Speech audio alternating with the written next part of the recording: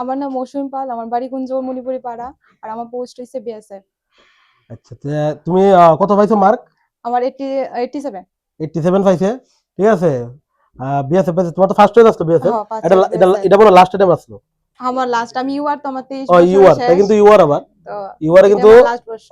Last কিন্তু এখন বুঝলি কথাটা, মানে এবার যদি না পাইতো তাই কিন্তু ওবিসিও পাইলো না।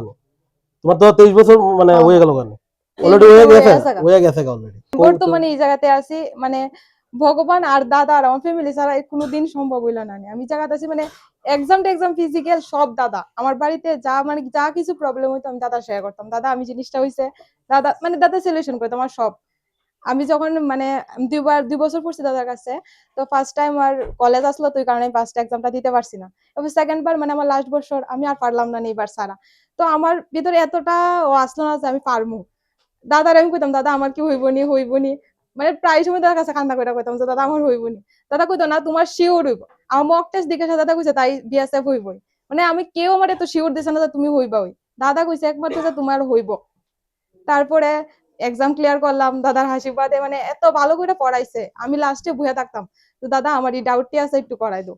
কেন আমি এত ভালো স্টুডেন্ট না, আমি একদম লো লেভেলের ফুলাপান চাকরি পাইছে খুব ভালো স্টুডেন্ট না, আদের না, কথা কো। মানে আমি এত ভালো আসলাম না, আমি নর্মালি ফুলাপান আসলাম একদম। এত ভালো করে ম্যাথ পারতাম না।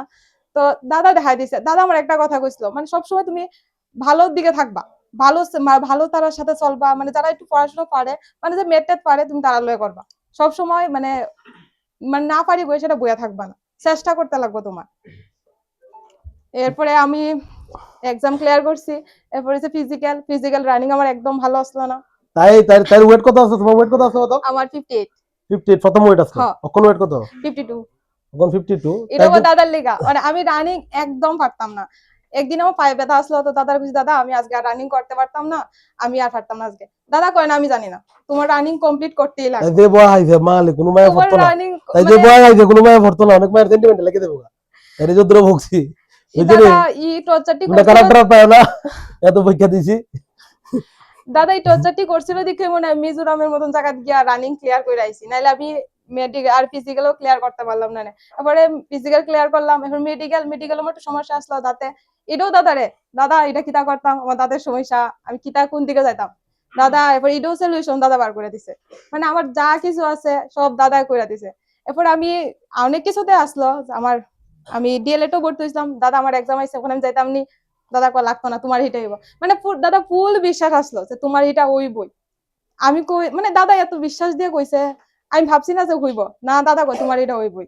মানে দাদা আমি কিতা কম, মানে আমার লাগে ভগবান না দাদা। মানে সব কিছুতে আমার এক্সাম ক্লিয়ার করানি, ফিজিক্যাল ক্লিয়ার করানি সব দাদা করছে। মানে কিতা কম, আমার সবকিছু দাদা করাইছে। সব একটা জোরে একটা হাততালি দাও।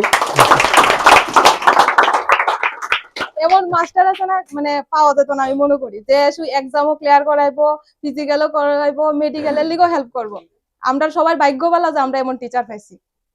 আর তোমরা এটাই কমো, আর ভালো করে পড়া, নিজের উপরে বিশ্বাস রাখো, আর দাদার কথা শুনে চলো, তাহলে তোমরা উন্নতি শিওর হইব। এতটুকু।